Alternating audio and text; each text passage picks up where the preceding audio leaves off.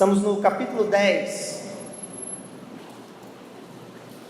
Semana passada, nós vimos a etapa final de um homem de Deus chamado...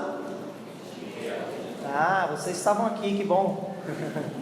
Essa é a nossa série Firmes, uma fé inabalável no mundo de idolatria. Estamos fazendo essa investida no livro de Juízes e tirando lições para a nossa vida, para nos mantermos firmes diante de um mundo cheio de ídolos. Nós vimos que Gideão acaba mal, né? Vimos que o orgulho toma conta do seu coração e isso faz com que ele fracasse, é derrotado por ele mesmo, pelo seu próprio coração.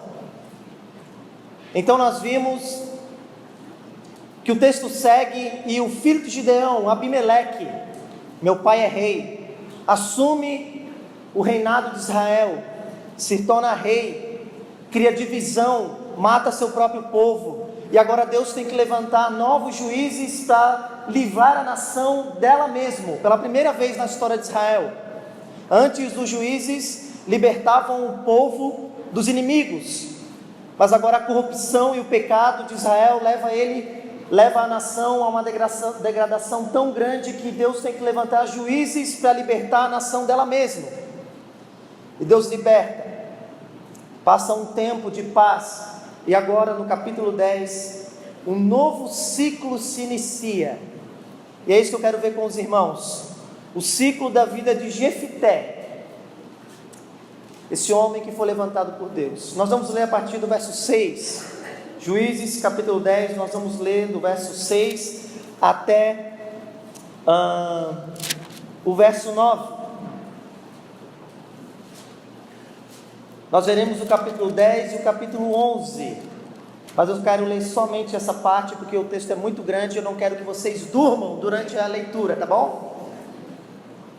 O título da mensagem de hoje é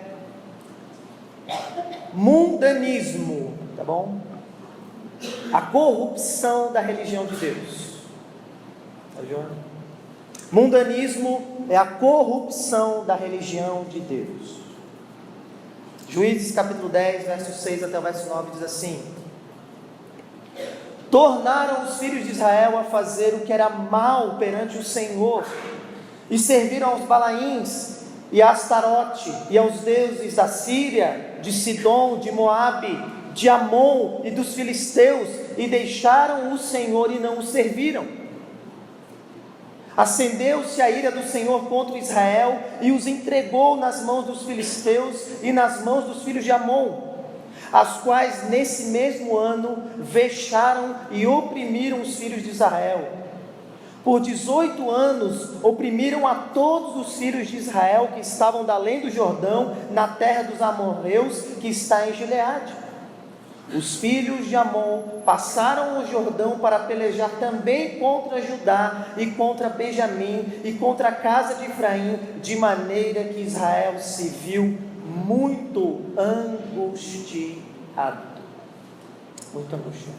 Vamos orar mais uma vez, meus irmãos, que eu preciso, tá bom?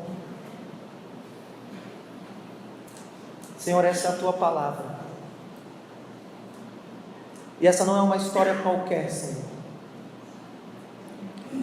Essa história, essa narrativa tem um conteúdo espiritual, e os princípios que estão por trás dessa história são poderosos para mudar a vida de um homem, de uma mulher, de uma família, Senhor, de um povo, porque é a tua palavra eterna, poderosa, Senhor. Não nos deixe negligenciar, minimizar a tua voz que fala e que vem desse livro santo, Deus. De maneira humilde, nós nos colocamos na tua presença e, confiados no nome do nosso libertador, o Senhor Jesus Cristo, o juiz verdadeiro, te pedimos, fala ao nosso coração de maneira poderosa, para o bem dessa igreja, para a fama e o louvor do teu nome. Que assim seja. Amém. Deixa eu começar com uma história, tá bom? O Poderoso Chefão, dizem que é o maior clássico de Hollywood, tá? Foi indicado a 10 categorias para ganhar o Oscar. Se você não sabe, em inglês se chama The Godfather. Significa o padrinho. É isso, Davi? E Laura? É isso, né? Se você quiser aula de inglês, me procure no final, tá bom? O Poderoso Chefão tem uma cena de abertura do filme. Se você não viu a trilogia, os filmes são longos, mas são fantásticos. Mas na cena de abertura tem uma cena que eu penso que ilustra bem o ponto aqui desse novo ciclo da vida da nação de Israel e de Jefité, o libertador. A história conta a vida da família Corleone, uma família de italianos que dominam Nova York. E a cena de abertura é que um homem chamado Bonacera chega até Don Corleone para lhe pedir um favor. A filha de Bonacera tinha sido espancada e maltratada por criminosos. Ele procurou as autoridades locais, os juízes de Nova York, mas o juiz de Nova York suspendeu a sentença e liberou os criminosos. Então Bonacera agora procura Don Corleone, que é como se fosse um gangster, um mafioso italiano que com o seu poder e sua influência domina a região. E ele quer que Don Corleone faça justiça e vingue a sua filha. E ele diz: eu estou disposto a te dar o que você quiser, dinheiro, o que você me pedir eu dou, mas por favor eu te peço, usa do teu poder, da sua influência para fazer justiça com a minha filha. E Don Corleone então tem um dizer, ele tem então uma argumentação que é brilhante. Ele diz assim: Bonacera, Bonacera, o que eu fiz para você me tratar com tanta falta de respeito? Você nunca quis a minha amizade, você nunca quis estar perto de mim, você nunca quis ser reconhecido como meu amigo. Você não passa de um chantagista interesseiro. Você só veio até mim porque você não conseguiu fazer algo com suas próprias forças. E agora você vem aqui na minha casa pedir para que eu faça e use do meu poder em seu favor. Isso me ofende. E ele diz: se você fosse meu amigo, nesse exato momento, esses pilantras já estariam mortos. E se por acaso você tivesse algum inimigo, eles também seriam os meus inimigos. E se você fosse meu amigo, tudo que eu tenho estaria à tua disposição. Mas você não passa de um chantagista interesseiro, que quer usar a minha força e o meu poder para os teus próprios benefícios. Irmãos, eu penso que é isso que vai acontecer aqui no ciclo de Jefité. A nação de Israel se volta para o Senhor, não porque ela ama o Senhor, não porque ela quer ter amizade com o Senhor, não porque ela quer se relacionar com o Senhor, mas tão somente para usar o Senhor e manipular o Senhor para os seus próprios interesses. Volta comigo no verso 6. Diz Samuel, autor do livro, que um novo ciclo se inicia, e diz o texto que os filhos de Israel tornaram a fazer o que é mal aos olhos do Senhor. E o texto no hebraico está querendo dizer no sentido de acúmulo. Os filhos de Israel acumularam maldade. Eles pegaram maldades antigas e acumularam com novas maldades. E ele mesmo responde: que tipo de maldade é essa? Ele diz que eles começaram a servir vários deuses. E se você contar o número de deuses, é o número 7. São 7 deuses que a nação de Israel agora está adorando. Teólogos e comentaristas dizem que Samuel está querendo dar uma noção de completude, porque o 7 é o número da perfeição, da completude para o judeu. Então o que Samuel está querendo dizer é que a idolatria chegou num nível completo. Absolutamente todos os deuses pagãos que existiam em torno de Israel agora estão sendo adorados pela nação. Ele diz que os Balaíns, Astarote, os deuses da Síria, de Sidom, Moabe, Amon e dos filisteus. Mas mais, esses deuses eram deuses da guerra, da segurança, da fertilidade, da prosperidade. E diz no final do verso 6 que eles deixaram o Senhor e não o serviram. A palavra no original é forte, significa abandono, significa alguém que deserda alguém. A gente tem uma linguagem, eles deixaram o Senhor na mão. Alguém já te deixou na mão? Alguém que tinha um compromisso com você e furou? A nação de Israel não apenas estava adorando vários deuses, numa idolatria agora que chegou no pico, mas agora a nação de Israel se voltou as costas para o Senhor, deserdou, abandonou a Deus para buscar nos ídolos aquilo que o Senhor tinha prometido para eles, como paz, segurança, prosperidade, amor, lealdade, proteção.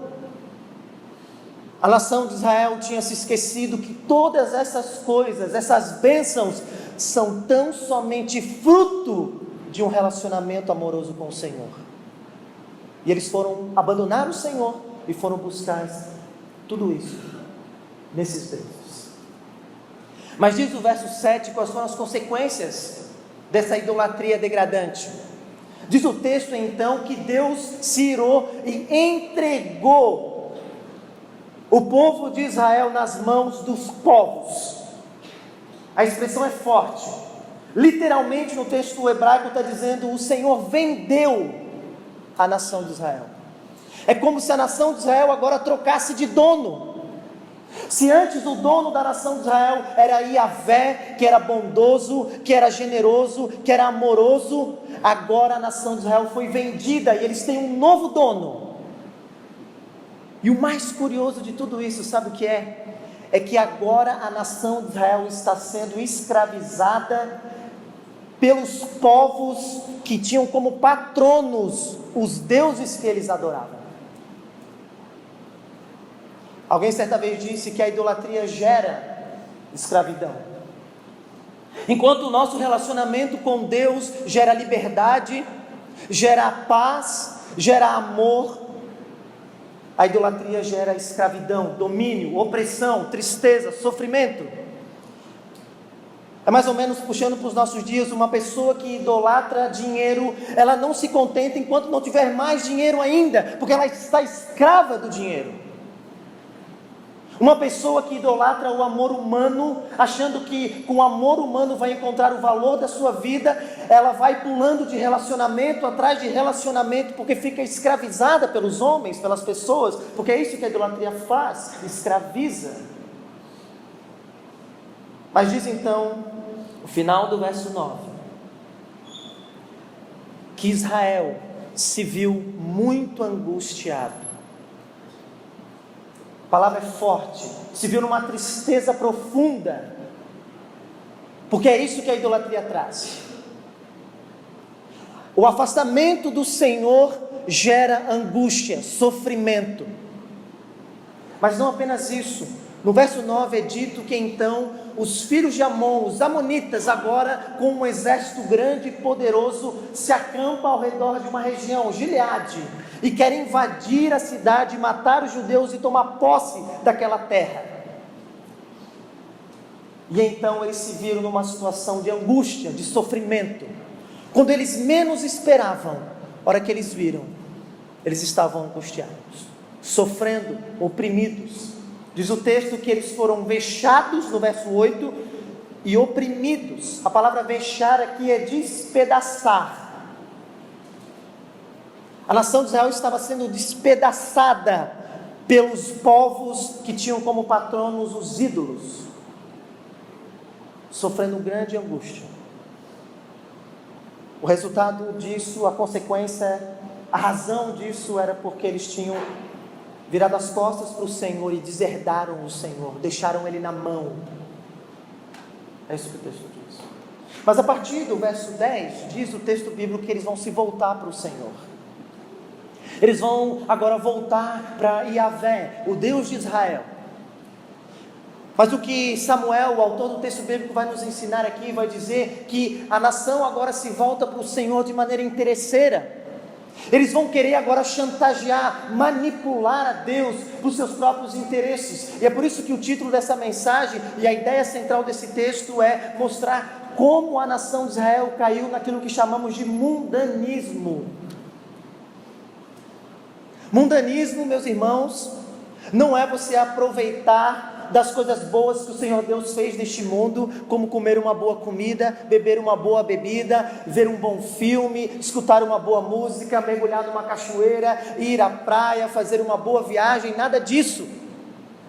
Mundanismo é quando você se volta para o Senhor tão somente para que Ele te dê aquilo que você não conseguiu conquistar com as suas próprias forças. Mundanismo é quando no fundo Deus é apenas só um meio de alcançar aquilo que a gente quer. Mundanismo, na verdade, é tornar Deus um joguete nas nossas mãos. Mundanismo é apenas tornar Deus um objeto, como se fosse um objeto no nosso tabuleiro da nossa vida, que a gente move conforme o nosso querer. Mundanismo é quando nós amamos mais as bênçãos do que o Deus das bênçãos. E é isso que a nação de Israel vai fazer. Vai tentar manipular a Deus, chantagear a Deus, para que Deus livre eles dessa angústia que eles estavam. Meus irmãos, eu penso que esse texto é fundamental para os nossos dias.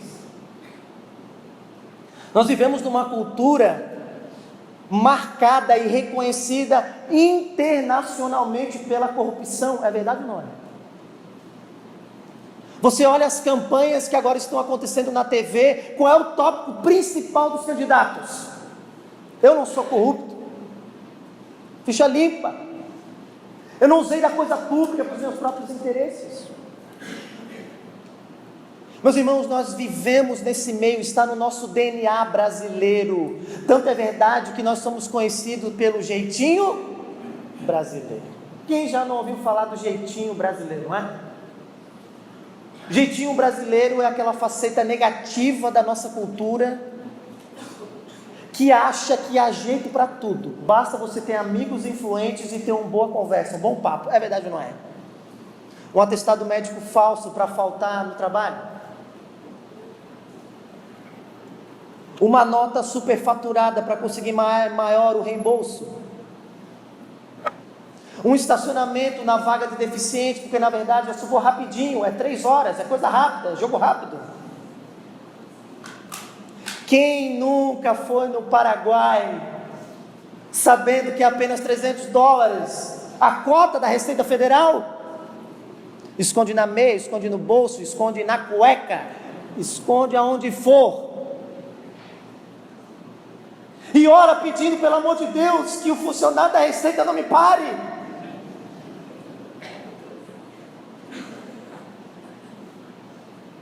Irmãos, nós vivemos nessa cultura do toma lá, dá cá.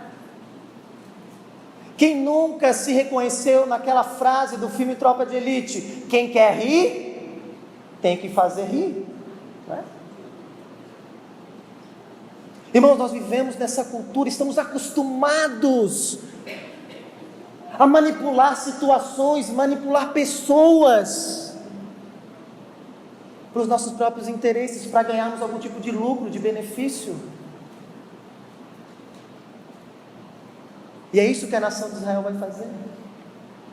Mas o que esse texto vai nos ensinar hoje é que Deus não aceita ser um mero joguete na mão de pessoas. O que nós vamos ver nesse texto é que cristianismo, guarde isso, meus irmãos, cristianismo é essencialmente relacionamento de amor. Não se engane. O meu objetivo nessa noite é que você saia daqui com isso muito claro no seu coração. Se Deus não é o objeto último da sua alma, você não tem nada. Se se o fim da sua vida não é conhecer, amar, servir, obedecer e honrar a Deus, você não terá nada nas mãos do Senhor. Porque Deus não aceita ser um joguete na mão do seu povo. Portanto, nos próximos versos e no próximo capítulo, eu quero mostrar para vocês 3 demonstrações de mundanismo que a nação de Israel vai fazer e que Jefté, o líder levantado, vai fazer. São 3 demonstrações de mundanismo. Então volta os olhos comigo, verso 10, a partir do verso 10. A primeira manifestação de mundanismo é quando nós tentamos manipular a Deus com as nossas emoções. Guarde isso. A primeira demonstração de mundanismo é quando nós queremos manipular a Deus com as nossas emoções. Queremos chantagear a Deus com as nossas emoções. Diz o verso 10: a nação de Israel está sofrendo, está sendo oprimida, está angustiada, está sendo despedaçada pelos povos. Agora o autor se vira para uma região específica, a região de Gileade. Os amonitas estão acampados em volta da região e querem invadir, querem dominar, querem matar os israelitas e tomar posse daquela terra. Mas então, verso 10, os filhos de Israel clamaram ao Senhor dizendo: contra ti havemos pecado, porque deixamos o nosso Deus e servimos aos Balaíns. Mais uma vez, uma tônica do livro de Juízes é porque geralmente quando a nação de Israel faz uma confissão de fé, é apenas uma confissão superficial, da boca para fora, não é verdade?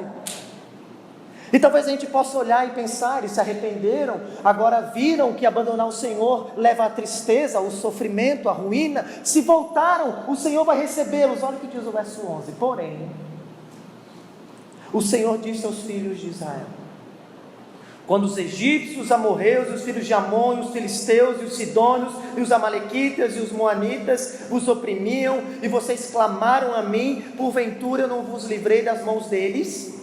Contudo, vós me abandonastes a mim, e serviste a outros deuses, pelo que não vou mais livrar vocês. Verso 14: ide e clamai aos deuses que escolhestes, eles que vos livrem no tempo do vosso aperto. Deus dá uma dura repreensão para a nação de Israel. Sabe por quê? Porque o que a nação de Israel aqui não está manifestando um arrependimento genuíno, ela está querendo manipular a Deus com o seu sentimento de tristeza, de dor. Na verdade, eles se voltaram para Deus como os povos pagãos se voltavam para os seus ídolos. Os povos pagãos tinham uma mentalidade de que se eles se apresentassem diante do altar dos seus deuses, dos seus ídolos, e começassem a lamentar e a chorar e fazer uma expressão de emoção grande, os deuses ficariam impressionados e ouviriam a sua súplica. Mas não havia uma mudança de coração, não havia uma mudança real em relação a Deus, e é por isso que Deus agora de maneira dura diz para eles: vocês querem me chantagear com emocionalismo barato? Você acha que eu me impressiono com lágrimas? Porque o Senhor não vê como o homem vê. O Senhor vê o que, meus irmãos? Vê o coração. E Deus tinha visto o coração daquele povo e diz: vocês estão fazendo um pedido para mim, como os povos pagãos fazem para os seus deuses. E olha o que ele diz: voltem lá para eles, para os seus deuses, e clamem a eles, para ver se eles vão livrar vocês. O que o Senhor está dizendo, contextualizando, é mais ou menos o seguinte: uma pessoa que idolatrava o dinheiro, que tinha sua segurança no dinheiro, que tinha sua glória no dinheiro, passa por uma crise financeira, e agora se volta para o Senhor pedindo: Senhor, me ajuda a pagar essa conta, me ajuda a cumprir esse débito, a tirar o meu nome do SPC. Então o Senhor se vira para ela e diz: olha, você só está vindo até mim porque você tem interesse, porque se você não estivesse passando por isso, você não viria até mim. Então faz o seguinte: vai lá choramingar lá pelo teu chefe, para ver se ele vai ter compaixão de ti e vai te dar um aumento. Vai lá que eu quero ver. O que o Senhor está fazendo aqui é semelhante a uma pessoa que abandonou o Senhor e procurou nos homens, nas mulheres, o amor que poderia saciar a sua alma. Então essa pessoa foi traída, foi deixada, foi abandonada e agora está sofrendo e se volta para o Senhor e diz: Senhor, tira essa pessoa do meu coração, arranca essa pessoa da minha mente, eu estou sofrendo, alivia a minha dor. Então o Senhor diz para essa pessoa: se você tivesse com essa pessoa ainda, você não viria a mim. Então faz o seguinte, rasteja lá os pés do teu ex-namorado, do teu ex-marido, para ver se ele volta contigo. Você não veio a mim por causa de mim, você veio a mim por aquilo que eu posso te oferecer, e eu não vou aceitar isso. O Senhor deu uma dura repreensão, entendeu? Meus irmãos, essa é a grande diferença entre o arrependimento e o remorso. Pastor Flávio, quando falou sobre Gideão, já explicou essa diferença para nós. Nos dois, tanto no arrependimento quanto no remorso, há tristeza, há dor, há lamento. Mas enquanto o remorso é apenas um emocionalismo barato, superficial, que acaba quando o problema resolve, o arrependimento genuíno é fruto de um coração quebrado, que reconhece que estava errado e que deseja mudar a sua vida. Um teólogo escreveu um livro chamado A Graça do Arrependimento. O pastor Flávio tem esse livro, pode procurar para ele, pedir para ele lá emprestado, tá bom? Sinclair Ferguson. E ele disse que o arrependimento verdadeiro é uma mudança de atitude em 3 áreas. Primeiro, é uma mudança de atitude quanto ao pecado. Uma pessoa verdadeiramente arrependida reconhece que aquilo que ela fazia, antes ela achava certo, agora ela tem a convicção que aquilo é errado. Por isso que ela se entristece e lamenta. Por isso que ela tem raiva de si mesmo, por se ver como eu fui cair nisso, como meus olhos estavam cegos. Mas ele não para por aí. O verdadeiro arrependimento também é uma mudança de atitude com relação a si mesmo. A pessoa que verdadeiramente se arrependeu, ela concorda com a avaliação que Deus faz dela mesma, ela não se justifica. Ela diz: eu sou isso mesmo, Senhor, tu serás justo no teu julgar. Mas uma pessoa que verdadeiramente se arrependeu, não apenas mudou de atitude em relação ao pecado, a si mesmo, mas mudou de atitude em relação a Deus. Ela reconhece: Senhor, eu posso aguentar as consequências desse pecado, eu só não posso mais aguentar viver longe de Ti, meu Deus. A nação de Israel não estava querendo isso. A nação de Israel estava usando de emoção, de manipulação, de sentimentalismo superficial e barato, para ver se Deus se impressionava, para ver se Deus livrasse. É como se Deus tivesse dito: sabe o que vai acontecer? Se eu livrar vocês dos amonitas, o que vocês vão fazer? Me abandonar de novo. Porque no fundo vocês não estão nem aí para mim. Vocês não querem a minha amizade, vocês não querem a minha companhia, vocês não querem um relacionamento comigo. A única coisa que vocês querem é aquilo que eu posso dar. Meus irmãos, eu penso que a gente pode cair nesse mesmo erro ainda hoje. Não podemos? Gente, podemos. Por exemplo, nós temos uma frase gospel: se a pessoa não veio pelo amor, vem pela dor. Nós falamos isso, né? E quando nós dizemos isso, tem um fundo de verdade, que nós dizemos que Deus usou do sofrimento para levar a pessoa a reconhecer o quanto ela precisa de Cristo. Não é isso que estamos querendo dizer? Porém, entretanto, gente, a gente pode cair no erro de continuar com essa mentalidade acerca de Deus, que Deus está lá simplesmente quando eu preciso de alguma coisa. Como por exemplo, deixa eu te perguntar, quais são os pedidos de oração que você geralmente faz? Tem a ver com conhecer mais a Deus, amar mais a Deus, servir mais a Deus, ou significa simplesmente que Deus livre você disso, que Deus livre alguém disso, que Deus te abençoe naquilo, que Deus te dê aquilo outro? Se isso acontece, nós temos que ligar um alerta. Talvez Deus tenha sido apenas um meio para nós e não o fim da nossa vida, meus irmãos. Não podemos fazer isso. Você vai numa reunião de oração, a gente abre para pedidos. Então a pessoa queria que orasse pela cachorra de uma amiga da minha vizinha, que na verdade vive não sei o que, a cachorra morreu, pode orar para que Deus ajude ela?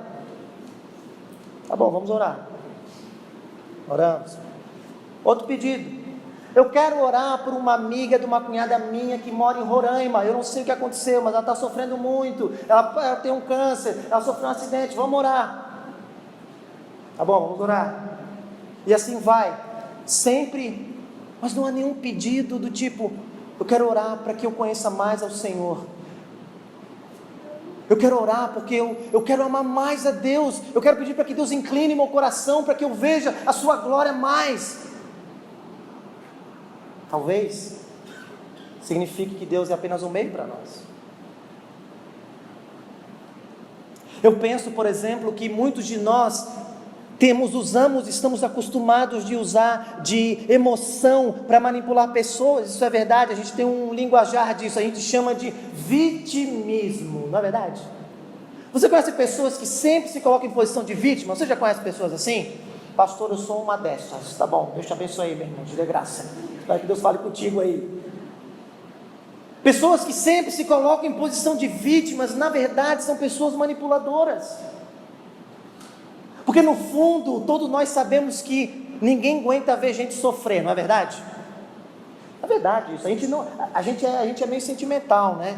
Tem gente que é dura, né? Tem gente que é indiferente, né? Mas, na maioria das vezes, nós sabemos que o sofrimento faz as pessoas se abrandarem, não é? E acabamos nos acostumando a usar do vitimismo para que as pessoas se curvem aos nossos desejos. Acontece uma coisa, nós colocamos a posição de vítima, a posição de sofrida, numa posição de compreendida. Mas o que é isso, se não usar de emoções para manipular pessoas? E o pior, às vezes fazemos isso com o Senhor. Achamos que se a gente lamentar, se a gente andar de cabeça baixa, se a gente fazer alguma manifestação de sofrimento, Deus do céu vai se compadecer, vai dizer: é verdade, eu estou sofrendo tanto, eu estava tão ocupado com tantas coisas, esqueci desse meu filhinho que está ali sofrendo, tadinho, vou ali cuidar dele um pouquinho, pega uma bênção aqui, meu filhinho amado. Deus não se deixa enganar por emoções baratas, meus irmãos. Como outra aplicação, por exemplo, quando a gente vai aconselhar alguém, preste atenção nisso. Um amigo, um membro da igreja, ou até mesmo os nossos filhos, que estão arcando com as consequências das suas más decisões, nós não podemos sair numa investida tola de querer livrar aquela pessoa do sofrimento, gente. O que nós temos que fazer é encaminhar essa pessoa para um arrependimento genuíno até Deus, antes de querer ajudar ela com o sofrimento. Porque talvez, se a gente minimizar o sofrimento dela, ela vai virar as costas para o Senhor, vai virar as costas para a igreja e vai virar as costas para você mesmo. E não é isso que a gente quer, não é? Por isso, quando você for aconselhar uma pessoa que está sofrendo por causa de pecado, lembre disso, encaminhá-la, obviamente com bondade, com graça, né? Mas com firmeza, para ela renovar a sua mente, e ela se entristecer pelo motivo correto, gente, motivo correto. Deus não se deixa ser manipulado pelas nossas emoções, porque é isso que é mundanismo, gente. A gente quer tratar a Deus como o mundo se trata aí fora. Mas não há segunda. A partir do capítulo 11, eu não posso entrar em todos os meandros do texto, senão eu vou sair daqui dessa noite e depois você vai ficar bravo comigo, tá bom? Então depois você lê em casa e tem vários detalhes ali, eu quero apenas focar nessa ideia do mundanismo, da manipulação. A partir do verso 11, agora Samuel vai dizer a segunda maneira que a nação de Israel fazia para manipular a Deus, demonstrando o mundanismo. A primeira, com as suas emoções. A segunda, agora, com a sua independência. Nós demonstramos mundanismo quando queremos manipular a Deus com a nossa independência. O contexto do capítulo 11 é que a nação de Israel vai oferecer um arrependimento. Deus se compadece do sofrimento deles. Diz o verso 18, então, os príncipes de Gileade se organizam para a batalha, e eles fazem uma pergunta: quem será o homem que começará a pelejar contra os filhos de Amon? Será esse o cabeça de todos os moradores de Gileade? A nação de Israel agora, a região de Gileade está pronta para a batalha, mas eles não têm um líder, eles não têm um cabeça, alguém que possa liderar militarmente o povo. Então diz agora que eles vão atrás de um homem chamado Jefté, o libertador da nação. Mas quando você vê qual é a razão e as condições pelas quais os gileaditas foram atrás de Jefté, não tem nada a ver com Deus, com o plano de Deus, com a glória de Deus. Eles vão atrás de Jefté tão somente para fazer os seus próprios planos, as suas próprias negociatas, e querem que Deus abençoe isso ainda, porque isso é a segunda manifestação de mundanismo, quando a gente vive uma vida independente e quer que Deus abençoe aquilo que a gente quer. Eles vão atrás de Jefté, e nos 3 primeiros versos vai dizer quem é Jefté. Primeiro, Jefté era um homem valente, leia-se, um bom guerreiro, sangue no olho, tá bom? E ele era filho de uma prostituta. O verso 2 nos diz que porque ele era filho de uma prostituta, os seus irmãos expulsaram ele da casa do seu pai. Teólogos dizem que o texto é misterioso, mas possivelmente o que os irmãos de Jefté estão falando para ele é o seguinte: olha, você é filho de uma prostituta, então na verdade nós não sabemos se o teu pai é o nosso pai, porque como a sua mãe se deitava com vários homens, talvez você seja filho de outro homem, então você não é da nossa casa, vai embora. Expulsam ele. Mas meus irmãos, ser expulso da casa do pai no antigo Oriente Médio era muito grave. Hoje os filhos querem sair da casa do pai, né?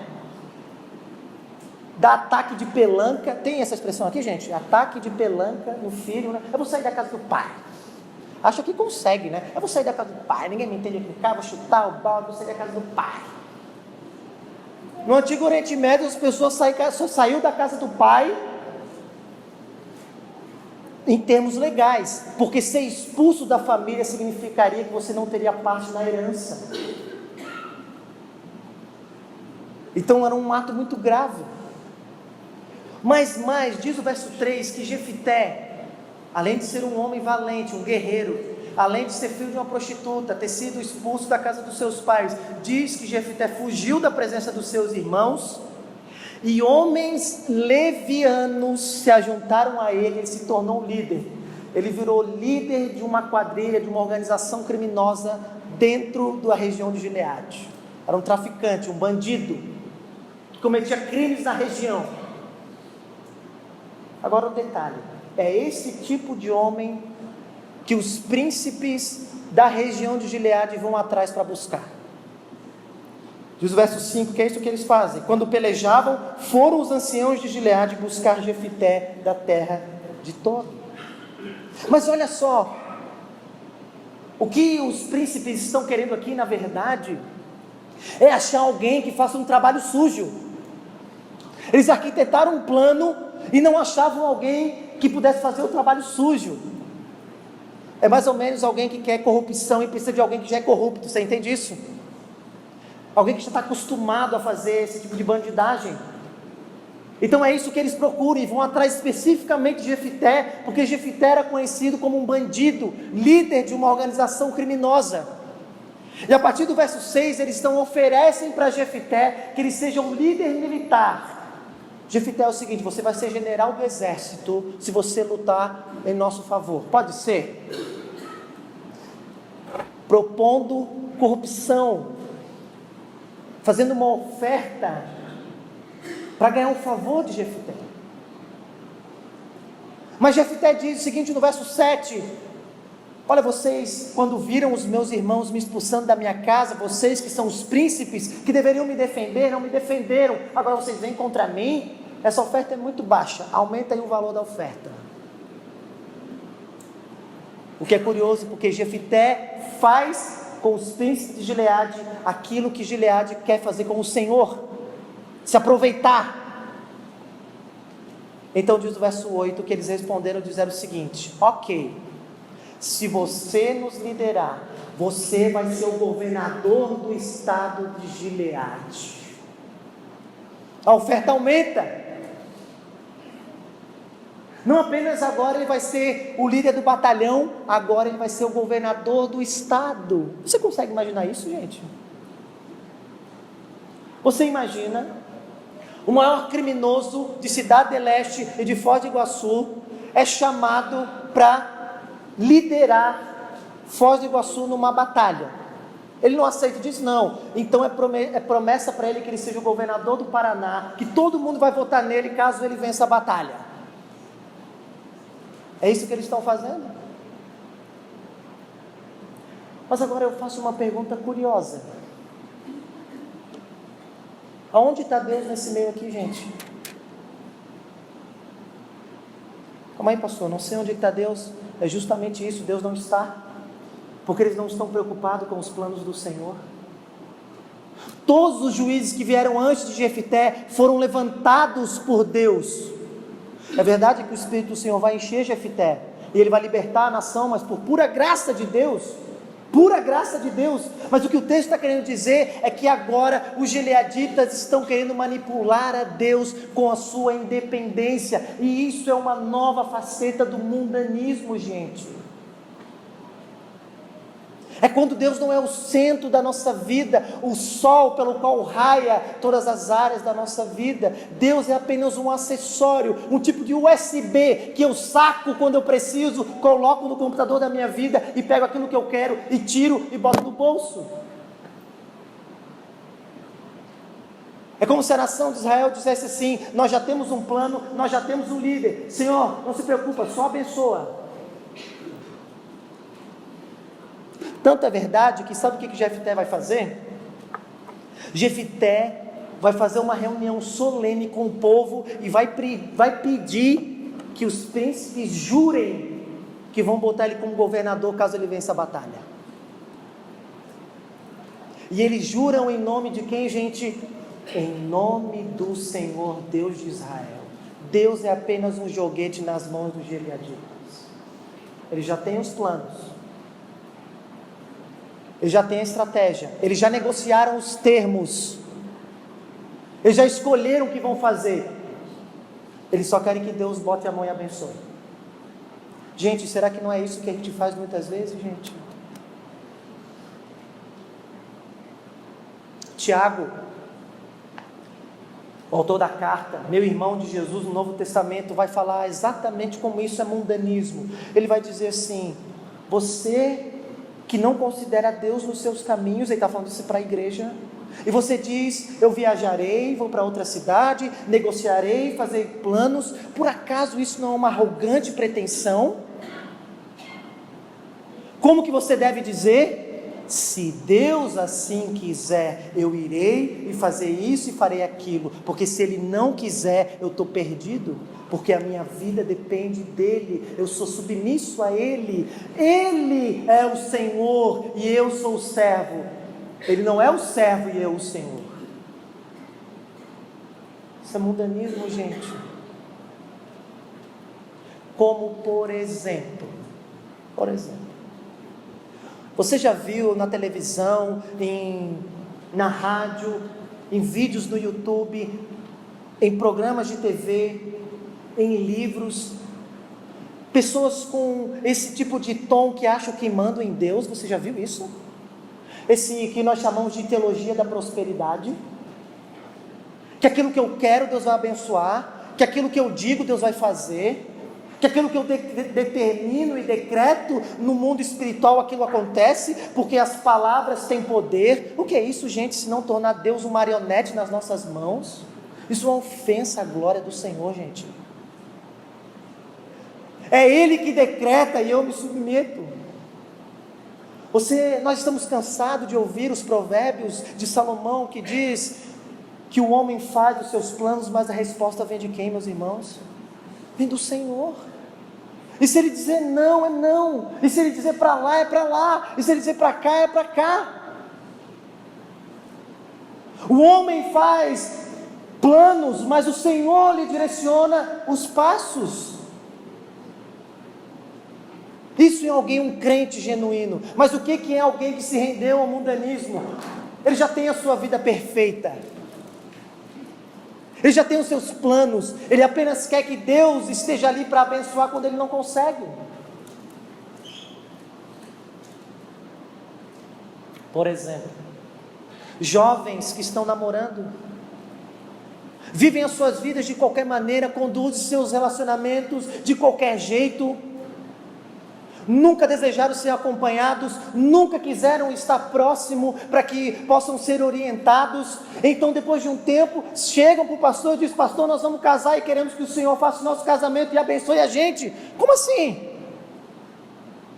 Você já arquitetou tudo, agora quer que eu seja cúmplice disso? Não. Como, por exemplo, nós criamos os nossos filhos, investimos na vida deles para que eles joguem futebol, para que eles façam inglês, para que eles façam Kumon, para que eles toquem harpa, para que eles toquem violão, para que eles façam viagem internacional. Investimos na vida deles, investimos um monte de coisa, e depois queremos que Deus abençoe eles para serem pessoas brilhantes nesse mundo, com um futuro magnífico. E então eles viram as costas para o Senhor, e a gente fica se perguntando: meu Deus, aonde que eu errei? Nós sabemos aonde que nós erramos.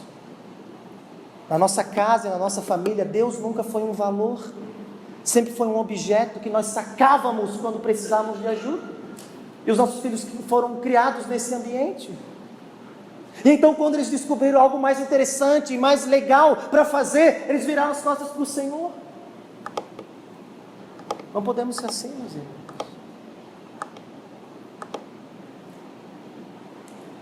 Como, por exemplo, nós organizamos a nossa vida, enchemos a nossa vida de atividades, coisas que a gente gosta, e Deus vai ficando lá para quinto, sexto, não está nem no top 5 da nossa vida, vai ficando lá para trás. E a gente: não, quando eu me organizar, quando eu terminar esse curso, quando eu fazer aquilo, então eu vou me envolver mais com a igreja, eu vou servir mais a Deus.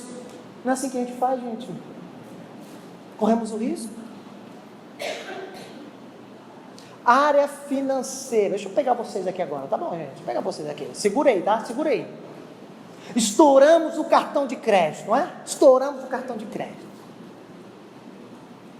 É bota nova, é iPhone novo, é passagem parcelada na próxima viagem, é artigo para casa. A gente estoura o cartão de crédito, então depois a gente fica: na verdade, é porque as contas estão apertadas, a gente não consegue ofertar para missões, a gente não consegue dizimar, porque as contas estão apertadas. Só como é que é, né, pastor? Crise financeira. Bem que o senhor está orando lá pela nação mesmo, pastor, porque olha, precisa de alguém bom na economia aí, porque está mal, hein? Precisa de aumento.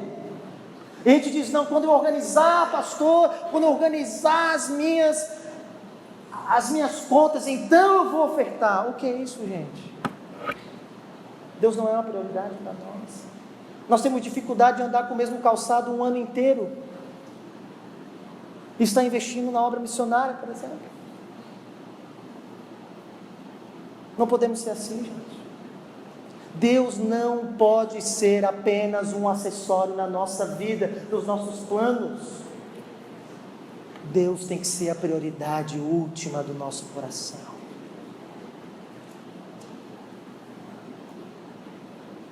Deus tem que ser aquele que ocupa a maior parte dos nossos pensamentos. Deus tem que ser aquele pelo qual nós estamos buscando agradar em última instância. Deus tem que ser o centro e a prioridade máxima na nossa vida. Porque senão é mundanismo barato, por meio de manipulação com a sua própria independência. Mas o texto segue. E agora vai para a última parte. Nós vimos que o mundanismo é revelado por meio de uma manipulação, por meio das emoções. Vimos que o mundanismo, ele é demonstrado por meio da manipulação da independência. Nós vamos ver aqui agora que mundanismo, a última parte, nós demonstramos mundanismo quando manipulamos a Deus com a nossa religiosidade.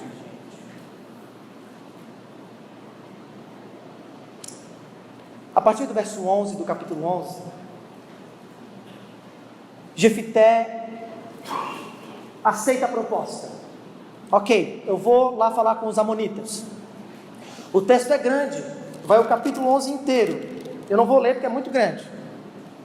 Eu vou resumir para vocês. Ele envia mensageiros para falar com o rei dos amonitas. E ele é um articulador astuto, um negociante.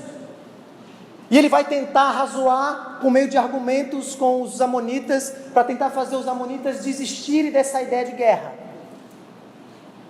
E ele usa um argumento fantástico, ele usa um argumento teológico. Ele vai dizer o seguinte: ô amonita, o negócio é o seguinte, essa terra aqui era dos cananeus, não era de vocês não.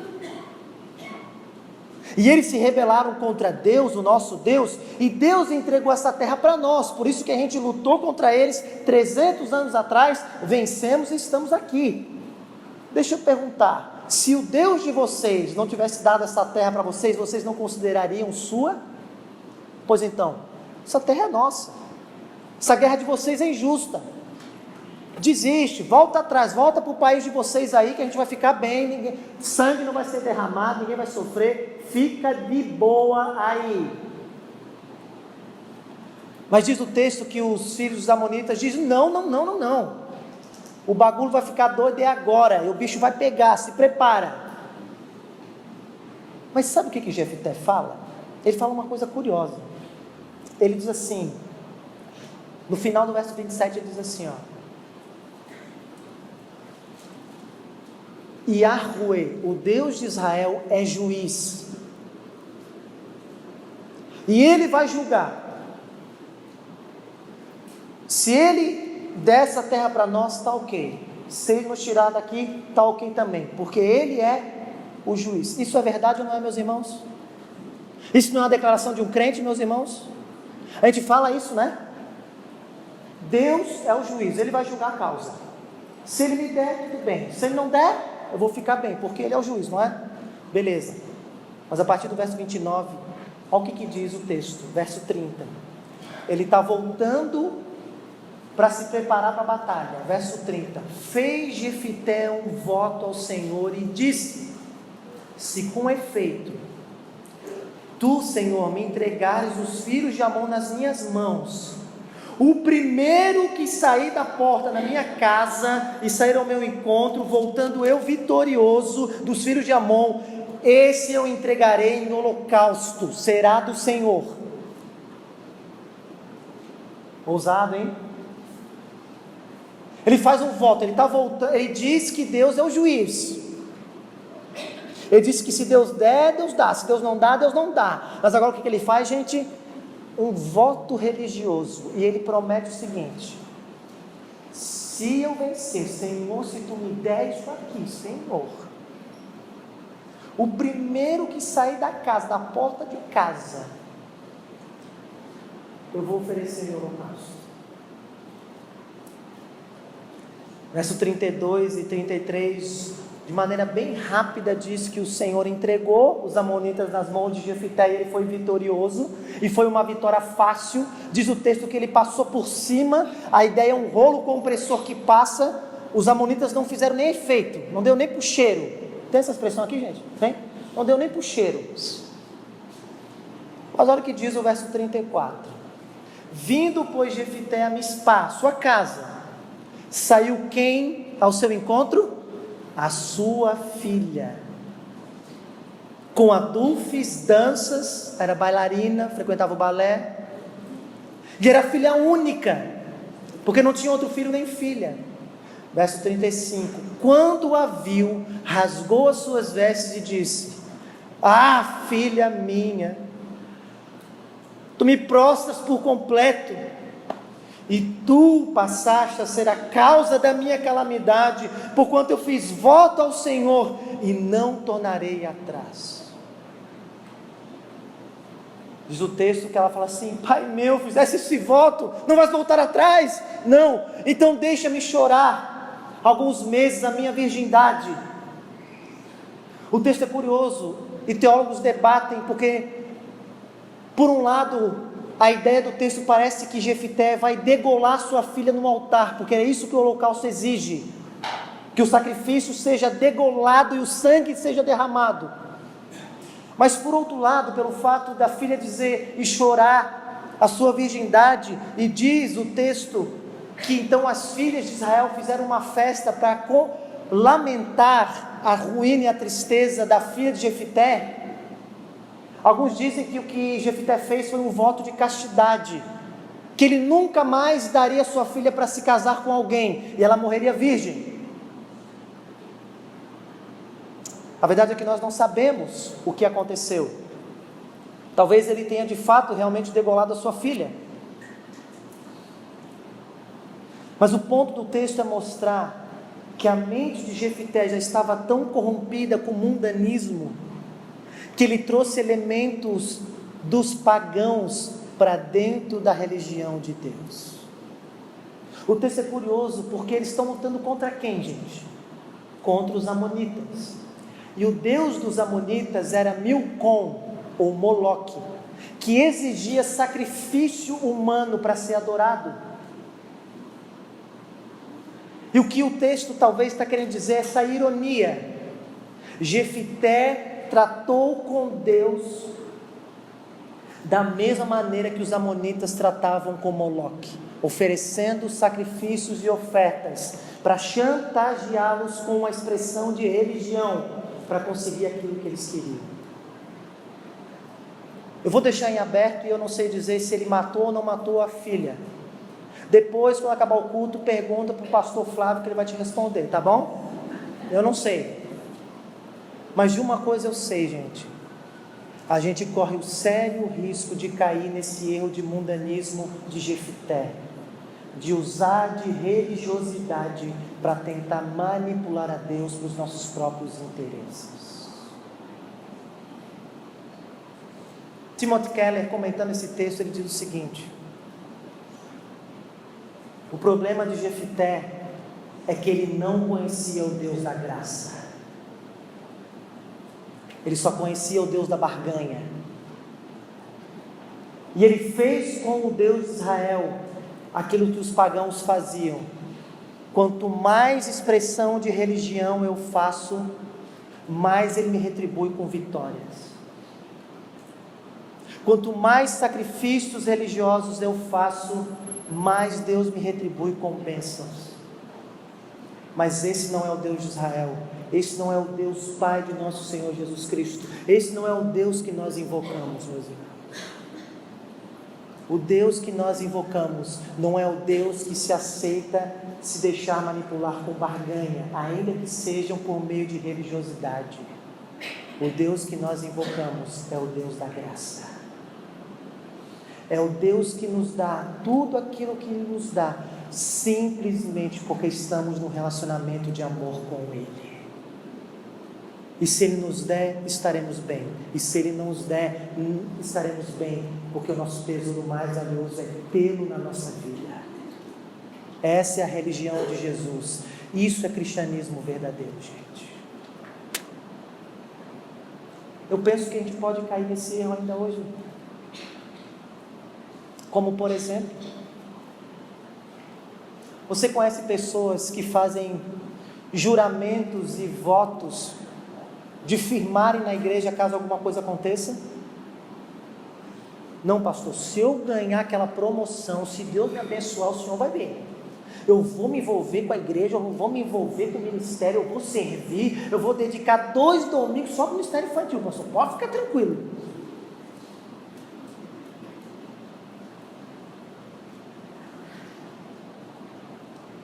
Meus irmãos, muitos de nós corremos o risco de vir ao culto, domingo após domingo, para ganhar uma bênção. O culto não é uma expressão de adoração a Deus, de amor a Deus. Nós corremos o risco, por exemplo, de ficarmos com medo se a gente deixar de realizar algum ato religioso, de que Deus não vai abençoar a gente.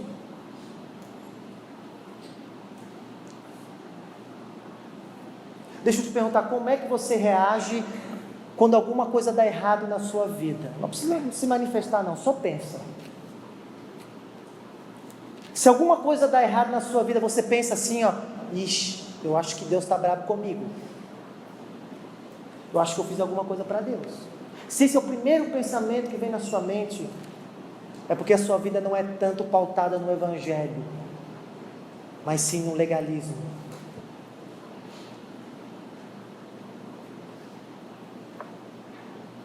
Meus irmãos, nós não podemos cair nesse erro. A religião que Deus exige de nós é de relacionamento. E as bênçãos que a gente desfruta são tão somente fruto disso. Mas não são o fim principal. Se Ele der, amém. Se Ele não der, amém também. Por quê? Porque temos amém. Deixa eu terminar, vai com Romanos capítulo 8 comigo.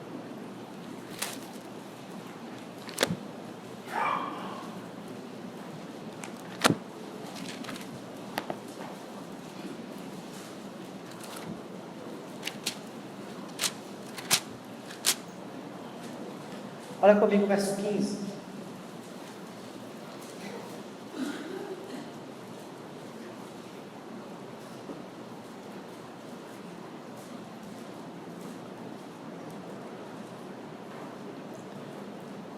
Porque não recebeste o espírito de escravidão, para viverdes outra vez com medo, mas recebeste o espírito de adoção, baseado no qual clamamos de maneira íntima, Abba, Pai. O próprio Espírito testifica com o nosso espírito que somos filhos agora. Ora, se somos filhos, somos também herdeiros, e herdeiros de Deus, e co-herdeiros com Cristo, e se com Ele sofremos, também com Ele seremos glorificados.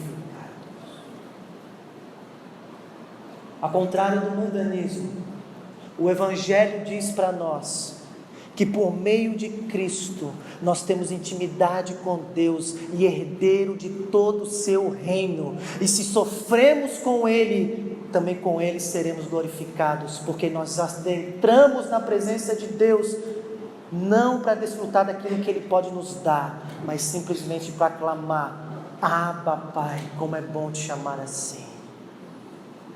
Isso é o Evangelho. Isso é o que Cristo fez por nós, meus irmãos. Portanto, há dois tipos de pessoas aqui neste lugar. O primeiro, pessoas que não têm uma religião. E se esse é o seu caso, só existe uma verdadeira, a religião de Deus, a religião de Jesus, que diz para você que você não precisa mais temer a Deus e nem ser escravizado pelos ídolos, mas você pode se render a Cristo e receber o Espírito de adoção e ter o Deus do céu como seu Pai e desfrutar da intimidade com Ele e ser herdeiro de tudo que Ele tem, por graça e graça tão somente. Renda-se a Cristo. O que falta para você? Você tem vindo aqui, tem escutado a mensagem do Evangelho, tem escutado a palavra de Deus, o que falta você se render a Cristo? Eu te pergunto, nessa noite mesmo, faça, diga para o Senhor, diga para a igreja, diga para os seus familiares, diga para os seus líderes, para os seus pastores que estão aqui, eu quero me render a Cristo, eu quero experimentar da religião de Jesus, eu quero ter esse espírito de adoção. Pastor, o que eu faço? Se renda a Cristo. Tenha Cristo como a sua única esperança. Tenha Cristo como aquele que vai te levar até Deus, para que você receba esse espírito de adoção, e para que você possa ter agora intimidade com o Pai, e receber tudo o que Ele tem para te dar. Renda-se. Mas há um segundo tipo de pessoas que estão aqui, pessoas que têm uma religião. E se esse é o seu caso, eu quero que você saia daqui com essa convicção: a minha religião é a religião de Jesus. Não é a religião que eu inventei na minha cabeça, não é uma religião corrompida pelo mundanismo. Eu quero, Senhor, crescer numa religião autêntica, baseada no Evangelho. Ó Deus, ajuda-me, me ajuda a me desfazer desses mundanismos, muda a minha mente, faça-me crescer nessa graça, e faça-me conhecer essa intimidade de poder dizer: Abba, Pai, Abba, Pai. Se esse é o seu caso, faça essa oração, lute por isso, busque isso. E termino com C.S. Lewis. C.S. Lewis disse o seguinte: toda vez que você fizer essa oração simples, Senhor, eu quero ser feliz, a única resposta que você vai ouvir é o seguinte: ok, então eu vou te dar eu mesmo. Quando a gente pede para Deus para ser feliz, Deus só pode responder de uma maneira: eu vou me entregar para você. Porque fora do amor e do relacionamento com Deus, tudo é escravidão, opressão, humilhação e tristeza. Mas no relacionamento com Deus, que vem por meio da nossa devoção a Cristo, nós encontraremos alegria, paz, felicidade e plenitude.